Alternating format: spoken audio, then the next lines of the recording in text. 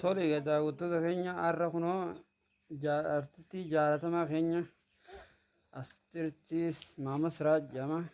Artistii haaraa keenya mana isaa jirra. Achii wajjin iida kabajaa jirra. Takkanaati. Artistii keenya maal jetta akkamii? Galatomaan jaanii yoo isinitti tolettee kombiliin billaa'ee godhuu inni raaffatinaadha. Wal jajjabeessuun aadaa haa godhannu jaan. Ayyimee tokko nurra kan hundeessa. Ulee haaroreeti janumaa naadhaangaa yubee mormaa keetti kotuu namaadhaa miisartuu jiruun toosiin tokkotti.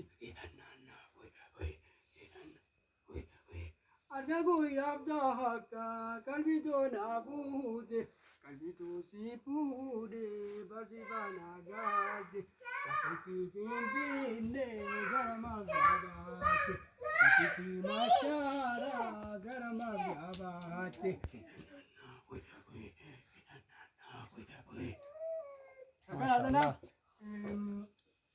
Maashaallah artistii keenya hedduu wallahi kabajamaa keenya galatoomii siin jaa. Jabaadhu Oromaanuu daawwattoota keenyaan Iid Mubaarak jeenga.